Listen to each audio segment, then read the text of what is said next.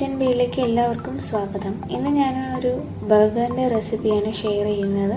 Burger ഉണ്ടാക്കാൻ വേണ്ടിയിട്ട് ഞാനിവിടെ ഒരു ബ്രയോഷ് ബൺ ഉണ്ടാക്കുന്നുണ്ട്. അതിൻ്റെ കൂട്ടത്തിൽ നമ്മൾ കടയിൽ നിന്ന് വാങ്ങുന്ന പോലത്തെ തന്നെയുള്ള ബർഗർ പാറ്റി എങ്ങനെ ഉണ്ടാക്കാമെന്നും ഞാൻ കാണിക്കുന്നുണ്ട്. ഞാനിവിടെ ഒരു ചിക്കൻ്റെയും ബീഫിൻ്റെയും പാറ്റിയുടെ റെസിപ്പി ഷെയർ ചെയ്യുന്നുണ്ട്. അപ്പോൾ എല്ലാവരും ഈ വീഡിയോ ഒന്ന് കണ്ടു നോക്കുക. കുട്ടികൾക്കൊക്കെ ഇഷ്ടപ്പെടുന്ന നല്ല കിടിലനായിട്ടുള്ളൊരു ബർഗർ നമുക്ക് വീട്ടിൽ തന്നെ എങ്ങനെ ഉണ്ടാക്കാമെന്ന് നോക്കാം. ബണ്ണുണ്ടാക്കാൻ വേണ്ടിയിട്ട് ഞാനൊരു കപ്പിലോട്ട് 1/2 കപ്പോളം ചെറു ചൂട് പാൽ എടുത്തിട്ടുണ്ട്.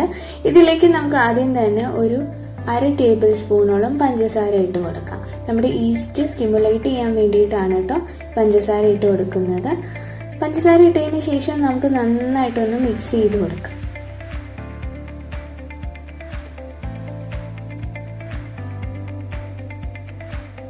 മിക്സ് ചെയ്തതിന് ശേഷം ഞാൻ ഇതിലേക്ക് ഇട്ട് കൊടുക്കുന്നത് ആക്റ്റീവ് ഡ്രൈ ഈസ്റ്റ് ആണ്. നമ്മൾ കടുകിൻ്റെ തരി പോലെയുള്ള ഈസ്റ്റ് ഉണ്ടല്ലോ, അതാണ് ഞാനിവിടെ ഉപയോഗിച്ചിരിക്കുന്നത്. നിങ്ങളുടെ കയ്യിൽ ഇൻസ്റ്റൻറ്റ് ഈസ്റ്റ് ഉണ്ടെങ്കിൽ അത് ഉപയോഗിച്ചാലും മതി. അതാണെങ്കിൽ ഒരു 1/2 ടീസ്പൂണോളം ഇട്ട് കൊടുത്താൽ മതി. ഞാനിവിടെ 1 ടീസ്പൂണോളം ആക്റ്റീവ് ഡ്രൈ ഈസ്റ്റ് ഇതിലേക്ക് ഇട്ട് കൊടുക്കുന്നുണ്ട്. അപ്പോൾ നമുക്കത് ഇട്ട് കൊടുക്കാം. ഇട്ടതിന് ശേഷം നന്നായിട്ടൊന്ന് മിക്സ് ചെയ്ത് കൊടുക്കാം. ഇത് നമുക്കൊരു 10-20 മിനിറ്റോളം ബ്ലൂം ചെയ്യാനായിട്ട് വയ്ക്കാം. നമുക്ക് 10 മിനിറ്റ് കഴിയുമ്പോൾ കാണാൻ പറ്റും ഇങ്ങനെ മുകളിൽ കൂടെ പൊങ്ങിയത് കിടക്കുന്നത്. അപ്പോൾ ഞാനിവിടെ വേറൊരു ബൗളിലോട്ട് ഒരു 2.25 കപ്പോളം മൈദ എടുത്തിട്ടുണ്ട്. ഇതിലേക്ക് ഞാനൊരു 1.5 ടേബിൾ സ്പൂൺ പഞ്ചസാര ഇട്ട് കൊടുക്കുന്നുണ്ട്. നമ്മൾ 1/2 ടേബിൾ സ്പൂൺ ഈസ്റ്റിൻ്റെ മിക്സ്ചറിലോട്ട് ഇട്ട് കൊടുത്തിട്ടുണ്ട്. ബാക്കി ഞാൻ ഇതിലേക്ക് പിന്നെ ആവശ്യത്തിന് 1 ടീസ്പൂണോളം ഉപ്പും കൂടെയും ചേർത്തിട്ട് നമുക്ക് നന്നായിട്ടൊന്ന് മിക്സ് ചെയ്ത് കൊടുക്കാം. എല്ലാ ഭാഗത്തും ഉപ്പും പഞ്ചസാരയൊക്കെ എത്താൻ പാകത്തിന് മിക്സ് ചെയ്ത് കൊടുക്കാം. ഇതിൻ്റെ നടുക്കായിട്ട് ചെറിയൊരു കുഴി ഉണ്ടാക്കിയിട്ട് അതിലേക്ക് നമ്മുടെ നേരത്തെ വെച്ച ഈസ്റ്റിൻ്റെ മിക്സ്ചർ ചേർത്ത് കൊടുക്കുന്നുണ്ട്. കണ്ടില്ലേ, നന്നായിട്ട് അത് പൊങ്ങിയിട്ടുണ്ടായിരുന്നു. ഇത് നമ്മൾ പൊറോട്ടയ്ക്കൊക്കെ ഒഴിക്കുമ്പോൾ നടുക്ക് കുഴി ഉണ്ടാക്കില്ലേ, അതേപോലെ കുഴി ഉണ്ടാക്കിയിട്ട് ഇത് ഒഴിച്ചു കൊടുക്കാം. ഇതിലേക്ക് ഞാൻ ഇനി ചേർത്ത് കൊടുക്കാൻ പോകുന്നത് 2 മുട്ടയാണ്. 2 മുട്ടയും കൂടെ ഒഴിച്ച് നമുക്ക് ഇത് നല്ല രീതിയിൽ കുഴച്ചെടുക്കണം. കുഴയ്ക്കാനായിട്ട് ഞാനിവിടെ ഒരു ബീറ്റർ ഉപയോഗിച്ചാണ് കേട്ടോ കുഴയ്ക്കുന്നത്. ബീറ്ററിൻ്റെ ആ നീഡിങ് ഹുക്ക് വെച്ചിട്ട് നല്ല രീതിയിലാണ് ഞാൻ കുഴച്ചെടുക്കാൻ പോകുന്നത്. നിങ്ങൾക്ക് കൈകൊണ്ട് ബീറ്റർ ഇല്ലെങ്കിൽ കൈകൊണ്ട് കുഴച്ചാലും മതി. ഇതാകുമ്പോൾ പെട്ടെന്ന് കുഴച്ച് കിട്ടും. അതിനു വേണ്ടിയാണ് ഞാൻ ഇങ്ങനെ ചെയ്യുന്നത്. അപ്പോൾ ഇത് നല്ല രീതിയിൽ നമുക്കൊന്ന് ബീറ്റർ വെച്ചിട്ട് കുഴച്ചെടുക്കാം. ഇപ്പോൾ നമുക്ക് ആ 2 മുട്ടയും കൂടെ അതിലോട്ട് ചേർത്ത് കൊടുത്തിട്ട് ബീറ്റർ വെച്ച് ആദ്യം ചെറിയ സ്പീഡിൽ ബീറ്റ് ചെയ്തിട്ട് അത് നമുക്ക് നന്നായിട്ട് ഹൈ സ്പീഡിൽ എത്തിയിട്ട് അതിൽ ആ പൊടിയുടെ ഒരു തരി പോലും ഇല്ലാതെ നല്ല പോലെ കുഴഞ്ഞ് കിട്ടുന്ന ആ ഒരു ടൈം വരെ നമുക്ക് ബീറ്റ് ചെയ്യണം. ഇതാ കണ്ടില്ലേ, ഈ ടൈം എത്തുമ്പോൾ ഞാൻ ഇതിലേക്ക് ഒരു 1/4 കപ്പോളം ബട്ടർ ഒഴിച്ച് കൊടുക്കുന്നുണ്ട്. ഞാനിവിടെ താഴെ എഴുതിയിരിക്കുന്നത് മിസ്റ്റേക്ക് ഉണ്ട് കേട്ടോ. അതിലേക്ക് ഒരു 1/4 കപ്പ് ബട്ടർ ഒഴിച്ചിട്ട് നന്നായിട്ട് ഒന്നുകൂടി ബീറ്റ് ചെയ്തിട്ട് ആ ബട്ടർ നല്ലപോലെ മെൽട്ടായിരുന്നു വരെ. ഞാൻ റൂം ടെമ്പറേച്ചറിൽ വെച്ച് മെൽറ്റ് ചെയ്ത ബട്ടറായിരുന്നു. കണ്ടില്ലേ, നല്ല സോഫ്റ്റ് ആയിട്ടുള്ളൊരു ഡോ കിട്ടിയിട്ടുണ്ട്. അത് ഭയങ്കര സ്റ്റിക്കി ആയിരിക്കും. നമുക്കപ്പോൾ ഒന്ന് തിണ്ണയിൽ വെച്ച് നല്ലപോലെ ഒന്ന് കുറച്ച് പൊടിയിട്ട് കുഴച്ചതിന് ശേഷം നമുക്കൊരു ബൗളിൽ ഒന്ന് പ്രൂഫ് ചെയ്യാനായിട്ട് വെക്കാം. ഇത് സ്റ്റിക്കി ആയിരിക്കും, പക്ഷെ അത് കുഴപ്പമില്ല. ഇതുകൊണ്ട് നമുക്ക് നല്ല രീതിയിൽ ബണ്ണ് ശരിയാവും. അപ്പോൾ ഇതൊരു 1 മണിക്കൂറോളം പ്രൂഫ് ചെയ്യാനായിട്ട് വെക്കാം. 1 മണിക്കൂർ കഴിയുമ്പോൾ അതാ കണ്ടില്ല, നല്ല രീതിയിൽ അത് പൊങ്ങിയിട്ടുണ്ട്. നല്ല സോഫ്റ്റ് ആയിട്ടുള്ള ഡോ ആയിട്ടുണ്ട്. ഞാൻ ആ ബൗളിൽ നിന്ന് മാറ്റിയായിരുന്നു കേട്ടോ, കാരണം ഇത് ഒരുപാട് പൊങ്ങും ഈ മാവ്. അപ്പോൾ അതുകൊണ്ട് ഞാൻ വേറൊരു പാത്രത്തിലോട്ട് മാറ്റിയിട്ട് അത് നന്നായിട്ട് പൊങ്ങിയിട്ടുണ്ട്. ഇതിന് കൈ കൊണ്ട് കുഴക്കുമ്പോൾ ഇതുപോലെ ഷ്രിങ്കായിട്ട് വരും. അത് കുഴപ്പമില്ല.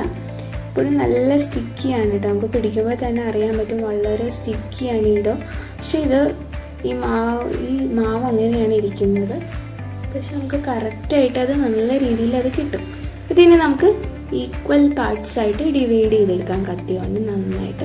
ഞാനിവിടെ ഒരു 4 ബണ്ണോളം ഈ മാവ് കൊണ്ട് ഉണ്ടാക്കുന്നുണ്ട്. ഞാൻ ഇത്തിരി വലിയ ബണ്ണാണ് ഉണ്ടാക്കുന്നത്, നമ്മൾ ബർഗറിന് ഉണ്ടാക്കാൻ വേണ്ടിയിട്ടായതുകൊണ്ട്.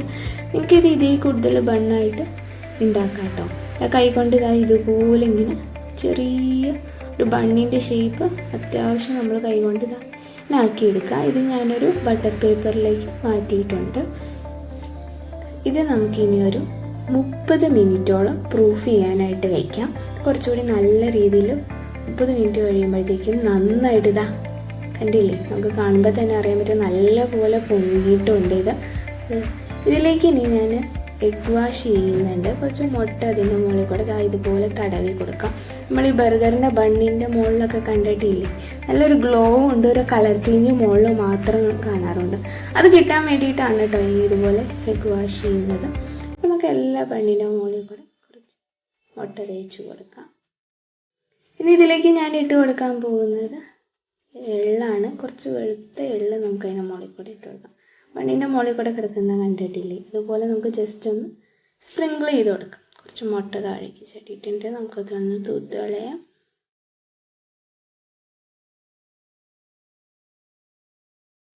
ഇനി ഇതിൻ്റെ മുകളിലേക്ക് നമുക്ക് അത് സ്പ്രിങ്കിൾ ചെയ്ത് കൊടുക്കാം.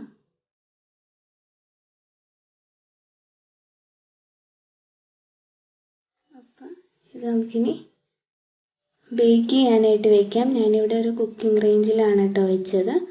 ഒരു 30 മിനിറ്റോളം ഒരു 175 ഡിഗ്രി സെൽഷ്യസിൽ നമുക്ക് വെച്ച് കൊടുക്കുമ്പോഴത്തേക്കും നല്ല പെർഫെക്റ്റ് ആയിട്ടുള്ള ബണ്ണ് റെഡി ആയിട്ടുണ്ടാവും. ഇതാ കണ്ടില്ലേ, നമ്മുടെ ഇപ്പോൾ ബർഗറിൻ്റെ ബണ്ണ് ഇവിടെ റെഡി ആയിട്ടുണ്ട്.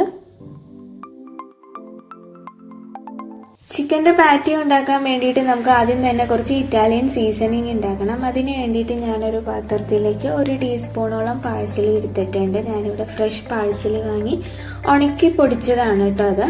അതിലേക്ക് കുറച്ച് ഓണിയൻ പൗഡർ 1 ടീസ്പൂണോളം, പിന്നെ ഒരു 1/4 ടീസ്പൂണോളം തൈമ്, പിന്നെ 1 ടീസ്പൂണോളം ഡ്രൈഡ് കറി ലീവ്സ്, കറിവേപ്പില നല്ലപോലെ ഉണക്കി പൊടിച്ചതാണത്, ക്രഷ്ഡ് ചില്ലി, പിന്നെ 1 ടീസ്പൂണോളം ഒറിഗാനോ. നിങ്ങളുടെ കയ്യിൽ ഈ ഹെർബ് ഒന്നും ഇല്ലെങ്കിൽ നിങ്ങളുടെ കയ്യിലുള്ള ഏതെങ്കിലുമൊക്കെ വെച്ച് ഉണ്ടാക്കിയാലും മതി കേട്ടോ. അല്ലെങ്കിൽ ഇറ്റാലിയൻ സീസണിങ് നമുക്ക് കടയിൽ നിന്ന് വാങ്ങാനും കിട്ടും. അല്ലെങ്കിൽ 1 ടീസ്പൂണോളം ബേസിൽ ഇട്ട് കൊടുക്കാം. അവസാനമായിട്ട് നമുക്ക് കുറച്ച് കുരുമുളക് പൊടിച്ചതും കൂടെ ചേർത്തിട്ട് ഇതെല്ലാം കൂടെ നന്നായിട്ട് മിക്സ് ചെയ്ത് എടുക്കുമ്പോൾ നമുക്ക് നല്ലൊരു പെർഫെക്റ്റ് ആയിട്ടുള്ള ഒരു ഇറ്റാലിയൻ സീസണിങ് വീട്ടിൽ തന്നെ ഉണ്ടാക്കിയെടുക്കാൻ പറ്റും. ഇനി ഞാനിവിടെ ഒരു ബൗളിലോട്ട് കുറച്ച് പാൽ എടുത്തിട്ടുണ്ട്. നമുക്ക് ഇതിൽ ബ്രെഡ് സോക്ക് ചെയ്യാൻ വേണ്ടിയിട്ടാണ് കേട്ടോ ഈ പാൽ എടുത്തിരിക്കുന്നത്. ഞാനിവിടെ ഒരു ബ്രെഡാണ് എടുത്തിരിക്കുന്നത്. അത് ചെറിയ പീസസ് ആയിട്ടൊന്ന് മുറിച്ചിട്ട് നമുക്ക് ഈ പാലിലിട്ട് നല്ലപോലെ ഒരു 10 മിനിറ്റോളം സോക്ക് ചെയ്യാനായിട്ട് വെക്കാം. നമ്മുടെ ചിക്കൻ്റെ ബ്രസ്റ്റിൻ്റെ കൂടെ മിക്സിയിലിട്ട് അടിക്കാൻ വേണ്ടിയിട്ടാണ്. ഞാനിവിടെ ഒരു 200 ഗ്രാമോളം ചിക്കൻ ബ്രസ്റ്റ് എടുത്തിട്ടുണ്ട്. അതൊരു മിക്സിയിലേക്ക് നമുക്ക് ഇട്ട് കൊടുക്കാം. ചെറിയ കഷ്ണങ്ങളായി അരിഞ്ഞതാണ്. ഇതിലേക്ക് നേരത്തെ സോക്ക് ചെയ്ത് വെച്ച ബ്രെഡും കൂടെ ഇട്ട് കൊടുക്കാം. ഇനി ഇതിലേക്ക് ഞാൻ ചേർത്ത് കൊടുക്കാൻ പോകുന്നത് ഇറ്റാലിയൻ സീസണിങ് ആണ്. നമ്മൾ നേരത്തെ റെഡിയാക്കി വെച്ചിട്ടുള്ള സീസണിങ് ചേർത്ത് കൊടുക്കാം. ഇത് കടയിൽ നിന്ന് വാങ്ങാൻ കിട്ടുന്നതാണ് കേട്ടോ. അത് നിങ്ങൾക്ക് അവിടെ നിന്ന് വാങ്ങി മേടിച്ച് ഇട്ടാലും മതി. ഇനി ഇതിലേക്ക് ഞാൻ കുറച്ച് പാപ്രിക്ക പൗഡർ ഇട്ട് കൊടുക്കുന്നുണ്ട്. പിന്നെ കുറച്ച് കുരുമുളക് പൊടിച്ചത് കുറച്ചുകൂടി ചേർത്ത് കൊടുക്കുന്നുണ്ട്.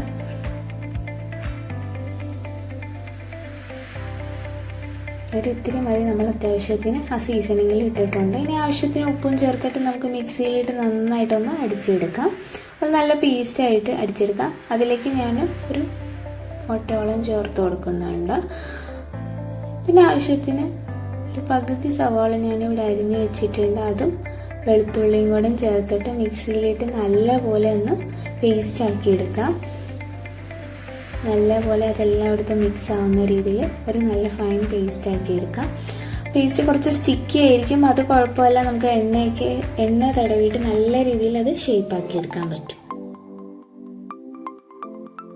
ബീഫിൻ്റെ പാറ്റി ഉണ്ടാക്കാൻ വേണ്ടിയിട്ട് ഞാനിവിടെ ഒരു 200 ഗ്രാമോളം ബീഫ് എടുത്തിട്ടുണ്ട്. അതിലേക്ക് ഒരു പകുതി സവാള ചെറിയ കഷ്ണങ്ങളായി അരിഞ്ഞത് ഇട്ട് കൊടുക്കാം. ഇനി ഇതിലേക്ക് ഞാൻ ചേർത്ത് കൊടുക്കാൻ പോകുന്നത് ഒരു വെളുത്തുള്ളിയാണ്. ഒരു വെളുത്തുള്ളി ചെറിയ കഷ്ണമായി അരിഞ്ഞത് നമുക്കിതിലോട്ട് ഇട്ട് കൊടുക്കാം. ഇനി അടുത്തതായി ഞാൻ ഇതിലോട്ട് ചേർത്ത് കൊടുക്കാൻ പോകുന്നത് 1 ടേബിൾ സ്പൂണോളം നല്ല ജീരകം പൊടിച്ചത് നമുക്കതിലോട്ട് ഇട്ട് കൊടുക്കാം. ഇനി ഇതിലേക്ക് നമുക്ക് 1 ടേബിൾ സ്പൂണോളം കുരുമുളക് പൊടിച്ചതും ചേർത്ത് കൊടുക്കാം. നിങ്ങൾക്ക് എരിവ് വേണമെന്നുണ്ടെങ്കിൽ കുറച്ചുകൂടി എരിവ് വേണമെന്നുണ്ടെങ്കിൽ എരിവനുസരിച്ച് ഇതിന് മാറ്റം വരുത്താം കേട്ടോ. ചിക്കൻ്റെ ആ സെയിം രീതിയിൽ തന്നെ ചെയ്യാൻ പാടില്ലെന്ന് നിങ്ങൾ വിചാരിക്കും. പക്ഷേ ബീഫാകുമ്പോൾ നമുക്ക് കുറച്ച് ഫ്ലേവർ വ്യത്യാസം വന്നാലാണ് ആ ഒരു ടേസ്റ്റ് കിട്ടുള്ളൂ. ഇതിലേക്ക് നമുക്ക് ഒരു മുട്ട ഒഴിച്ചു കൊടുക്കാം. അടുത്തതായി ഞാൻ ഇതിലേക്ക് ചേർത്ത് കൊടുക്കാൻ പോകുന്നത് സോയാ സോസാണ്. അതൊരു 1 ടീസ്പൂണോളം സോയാ സോസ് ചേർത്ത് കൊടുക്കാം. നല്ലൊരു ഫ്ലേവർ കിട്ടാൻ വേണ്ടിയിട്ടാണ്. അത് ബീഫിലാകുമ്പോൾ നമുക്ക് ആ ഒരു ഫ്ലേവർ കിട്ടിയാൽ നല്ലതാണ്. ഇനി ഇതിലേക്ക് ഞാൻ ചേർത്ത് കൊടുക്കുന്നത് ബ്രെഡ് ക്രംസ് ആണ്. ഒരു 2 ടേബിൾ സ്പൂണോളം ബ്രെഡ് ക്രംസ് ഞാനിതിലോട്ട് ചേർത്ത് കൊടുക്കുന്നുണ്ട്. അതപ്പോൾ നമുക്ക് പിടിച്ചെടുക്കാൻ, പാറ്റീസ് ഉണ്ടാക്കിയെടുക്കാൻ വളരെ എളുപ്പമായിരിക്കും. കൈകൊണ്ട് പിടിക്കാനൊക്കെ വളരെ സുഖമായിരിക്കും. ഞാൻ മറ്റേതിൽ അത് ചേർക്കാതിരുന്നത് കാരണം നമ്മൾ ബ്രെഡ് പാലിൽ സോക്ക് ചെയ്തിട്ടാണ് നമ്മൾ ചിക്കനിൽ ചെയ്തത്. ഇതിലാകുമ്പോൾ ഇങ്ങനെ ബ്രെഡ് ക്രംസ് ഇട്ട് കൊടുത്തിട്ട് ചെയ്യുവാണെങ്കിൽ കുറച്ചുകൂടി നല്ലതായിരിക്കും. രണ്ട് രീതി ചെയ്യുന്നതായിരിക്കും ഏറ്റവും നല്ലത്. നന്നായി കുഴച്ച് ആവശ്യത്തിന് ഉപ്പും ചേർത്തിട്ട് നമുക്കിതൊരു മിക്സിയിലിട്ട് നല്ല ഫൈനായിട്ടുള്ള പേസ്റ്റാക്കി എടുക്കാം. ഇത് കണ്ടില്ല, ഇതേ രീതിയിൽ നല്ല പോലെ ഒരു പേസ്റ്റാക്കി എടുക്കാം. നമ്മുടെ ചിക്കൻ ഉണ്ടാക്കിയ പോലെ അത്ര സ്റ്റിക്കി ആയിരിക്കില്ല ഇത്. ഇതിലേക്ക് 1 ടേബിൾ സ്പൂണോളം കനോല ചേർത്തിട്ട് നമുക്ക് നന്നായിട്ട് കൈകൊണ്ട് നീഡ് ചെയ്തെടുക്കാം. നല്ലൊരു സോഫ്റ്റ് ആയിട്ടുള്ള ഡോ ഉണ്ടാക്കിയെടുക്കാം. നിങ്ങൾക്ക് കാണുമ്പോൾ തന്നെ മനസ്സിലാവും. നമ്മൾ ചിക്കനും ഇതേപോലെ കുറച്ച് എണ്ണ ഒഴിച്ചിട്ട് നല്ലപോലെ കൈകൊണ്ട് കുഴച്ചെടുത്താൽ ചിക്കനും നമുക്ക് നന്നായിട്ട് ഇതേപോലെ പിടിച്ചെടുക്കാൻ പറ്റും കേട്ടോ. ഇനി നമുക്കിത് ഓരോ പാറ്റീസായിട്ട് ഉണ്ടാക്കിയെടുക്കാം. ഞാനിവിടെ ചെറിയ ബോൾസ് ഉണ്ടാക്കിയിട്ട് ഇതേപോലെ പരത്തി വെക്കും. നമ്മൾ കട്ട്ലറ്റിനൊക്കെ പരത്തില്ല, ആ ഒരു രീതിയിൽ തന്നെ ഇത് കൈകൊണ്ട് നന്നായിട്ട് പരത്തി ഇതേപോലത്തെ പാറ്റി ഉണ്ടാക്കിയെടുക്കാം. ബീഫിൻ്റെ ഉണ്ടാക്കുമ്പോൾ നല്ല വട്ടത്തിൽ ഉണ്ടാക്കണം കേട്ടോ. കാരണം എണ്ണയിലിട്ട് പൊരിക്കുമ്പോൾ ഇത് നല്ലപോലെ കുഞ്ഞിതായിട്ട് ഷ്രിങ്ക് ചെയ്ത് വരും. നമ്മൾ ബണ്ണിൻ്റെ ഉള്ളിൽ വയ്ക്കുമ്പോൾ അത് ചെറുതായിട്ടിരിക്കും. അപ്പോൾ അത്യാവശ്യം നല്ല വലുപ്പത്തിൽ ഉണ്ടാക്കുകയാണെങ്കിൽ നല്ലത്. ഇതിൻ്റെ ഇടയ്ക്ക് കൂടെ നമ്മൾ ഇതേപോലെ ചെറിയ ബട്ടർ പേപ്പർ കീറി വെക്കുകയാണെങ്കിൽ അത് തമ്മിൽ സ്റ്റിക്ക് ചെയ്യില്ല. നമ്മൾ ഇതുപോലെ വെച്ചിട്ട് ഓരോന്നും ഇങ്ങനെ ഉണ്ടാക്കിയെടുക്കാം. ചിക്കനും ഈ രീതിയിൽ തന്നെ ചെയ്താൽ മതി. കുറച്ച് ഓയിൽ കൂടുതൽ ഒഴിച്ചിട്ട് വേണം ഇതുപോലെ ഉണ്ടാക്കിയെടുക്കാനായിട്ട്. അപ്പോൾ ഇതെല്ലാം ഉണ്ടാക്കിയെടുത്തതിന് ശേഷം നമുക്കിതൊന്ന് ഫ്രീസറിൽ വെച്ചൊരു 30 മിനിറ്റോളം സെറ്റ് ആവാനായിട്ട് വെക്കാം കേട്ടോ. നമ്മൾ കടയിൽ നിന്ന് വാങ്ങുമ്പോൾ കണ്ടിട്ടില്ലേ, ഇതുപോലെ ബട്ടർ പേപ്പർ ഇടയ്ക്ക് വെച്ചിട്ട് ആണ് അത് കിട്ടുന്നത്. അതേ രീതിയിൽ നമുക്കിതൊരു 30 മിനിറ്റ് ഫ്രീസറിൽ വെച്ചിട്ട് ശേഷം ഇതൊന്ന് പൊരിച്ചെടുക്കാം. അപ്പോൾ അത് 30 മിനിറ്റിന് ശേഷം ഞാനിവിടെ എണ്ണയിലിട്ട് നന്നായിട്ട് ഫ്രൈ ചെയ്തെടുക്കുന്നുണ്ട്. ഇത് ചിക്കൻ്റെ പാറ്റിയാണ് കേട്ടോ അത് ഞാൻ പൊരിച്ചെടുത്തത്. വളരെ നന്നായിട്ട് പെർഫെക്റ്റായിട്ട് കിട്ടിയിട്ടുണ്ട്. ഇത് അത്യാവശ്യം നല്ല രീതിയിൽ മീഡിയം ഫ്ലെയിമിൽ വെച്ചിട്ട് വേണം കേട്ടോ ചെയ്തെടുക്കാനായിട്ട്. ഉള്ളു വേവാൻ ഇത്തിരി താമസം ഉണ്ടാവും ബീഫിൻ്റെ ആകുമ്പോൾ. ചിക്കൻ്റെ ആകുമ്പോൾ നമ്മൾ സാധാ കടയിൽ നിന്ന് വാങ്ങുന്ന പോലെ ആ രീതിയിൽ പൊരിച്ചെടുത്താൽ മതി. അപ്പോൾ നമ്മുടെ ബർഗറിൻ്റെ പാറ്റിയൊക്കെ ഇവിടെ സെറ്റായിട്ടുണ്ട്.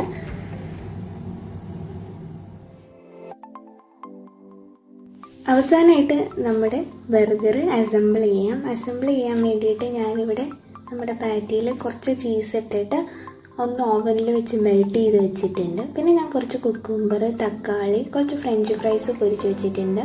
പിന്നെ ഞാനിവിടെ തേക്കാനായിട്ട് കുറച്ച് mayonnaise, ranch, chilli sauce, tomato sauce എല്ലാം എടുത്തിട്ടുണ്ട്. ഇവിടെ എൻ്റെ ഹസ്ബൻഡ് വെയിറ്റ് ചെയ്ത് നിൽക്കുകയാണ് ബർഗർ കഴിക്കാനായിട്ട്. എന്നെ കിച്ചണിൽ ഹെൽപ്പ് ചെയ്യാനായിട്ട് വന്നിരിക്കുന്നതാണ്. നമ്മൾ ഇന്നത്തെ ഞങ്ങളുടെ ഡിന്നർ സ്പെഷ്യലാണ് കേട്ടോ ഈ ഹോം ബർഗർ. അപ്പോൾ എല്ലാവരും ഇതൊന്ന് ട്രൈ ചെയ്ത് നോക്കുക. നല്ല അടിപൊളിയായിട്ടുള്ള ബർഗറിൻ്റെ റെസിപ്പിയാണ്. ഈ പാറ്റി എന്ന് പറയുന്നത് ഭയങ്കര ജ്യൂസിയാണ്. നല്ലപോലെ നമ്മൾ കടയിൽ വാങ്ങുന്ന അതേ രീതിയിൽ തന്നെയുള്ളൊരു ടേസ്റ്റ് കിട്ടും നമ്മൾ ഈ രീതിയിൽ ഉണ്ടാക്കിയാൽ. ബ്രയോഷ് ബണ്ണാണെങ്കിൽ വളരെ സോഫ്റ്റാണ്. നല്ല നമ്മൾ കടയിൽ നിന്ന് കഴിക്കുന്നേക്കാൾ സോഫ്റ്റായിട്ടുള്ള നല്ല അടിപൊളിയായിട്ടുള്ളൊരു ബണ്ണിൻ്റെ റെസിപ്പി കൂടിയാണ്. അപ്പോൾ എല്ലാവരും ഇതൊന്ന് ട്രൈ ചെയ്ത് നോക്കാം. വളരെ ഈസി ആയിട്ട് ഉണ്ടാക്കിയെടുക്കാൻ പറ്റും. കുട്ടികൾക്കൊക്കെ ആണെങ്കിൽ നിങ്ങൾക്ക് ഈ ബർഗർ ഉണ്ടാക്കി കൊടുക്കുകയാണെങ്കിൽ വളരെ നല്ല, നമ്മൾ പുറത്തുനിന്ന് വാങ്ങി കഴിക്കുന്നതൊക്കെ വളരെ ഹെൽത്തിയുമാണ്. അപ്പോൾ എല്ലാവരും ഈ റെസിപ്പി ഒന്ന് ട്രൈ ചെയ്ത് നോക്കുക, ഫീഡ്ബാക്ക് അറിയിക്കുക. ഫീഡ്ബാക്ക് മാത്രമല്ല നിങ്ങളുടെ സജഷൻസും ഞങ്ങൾക്ക് അയയ്ക്കുക. ഒന്നല്ലെങ്കിൽ മെയിൽ ID ആയിട്ടോ അല്ലെങ്കിൽ ഞങ്ങളുടെ കമൻറ്റ് ബോക്സിലോ നിങ്ങൾക്ക് അയക്കാവുന്നതാണ്. അപ്പോൾ എന്നും പറയുന്ന പോലെ ഞങ്ങളുടെ വീഡിയോ ഇഷ്ടമാവുന്നുണ്ടെങ്കിൽ ലൈക്ക് ചെയ്യുക, സബ്സ്ക്രൈബ് ചെയ്യുക, മാക്സിമം എല്ലാവരിലോട്ടും ഷെയർ ചെയ്യുക. Thank you.